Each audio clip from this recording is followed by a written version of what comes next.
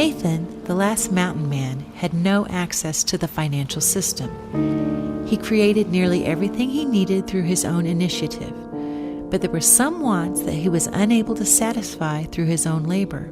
He needed coffee, chocolate, beans, canned goods, maybe a carton of fresh milk to take home. He wanted winter clothing and good boots from Cabela's. Without access to our financial and economic systems, he ultimately had to rely on the kindness of others in his community. Most people weren't going to take the dead trout out of his pocket or the bloody bunny, but they were going to take Nathan's intentions. So Nathan was a guy who traded his good intentions for what he needed in this world. Most of us do interact with the financial and economic systems. We are all part of this entrepreneurial system that drives our economy. As we have seen in previous units, we are all like entrepreneurs who start businesses with nothing but an idea. Through our labor, as workers, builders, teachers, and musicians, we create something new. In all cases, the value of what we create is greater than the cost of our labor. When we sell our labor to our employers, we receive income, money. Money is a temporary store of value. We can trade it for those things we cannot create for ourselves, like coffee and chocolate. We work, we trade, and so fulfill our wants and needs. But not all our needs can be fulfilled with this simple equation. For instance, imagine if you had to save up all of the money for a car or a house before you bought it.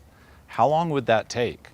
It might take your entire adult working life to save enough for a house, and by then, your children might be grown. Imagine a farmer who could only buy seed and fertilizer with cash in hand. He could only grow a small crop. Imagine a community that needs a school but must save tax revenue until there's enough cash on hand. Children would go without schooling for decades while tax revenue is accumulated. Imagine a developer building a $1 billion high-rise office building. It could never be built. Credit is more than just borrowing against future earnings.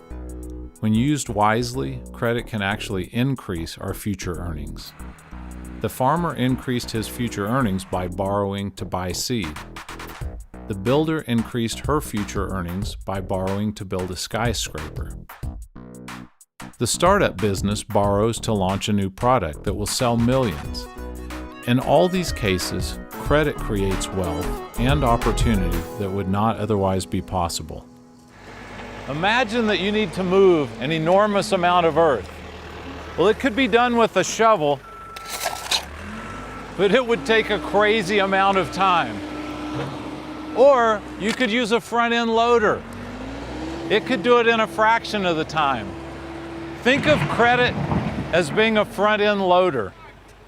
It allows you to do things that would otherwise be nearly impossible. with construction equipment, we can build great things.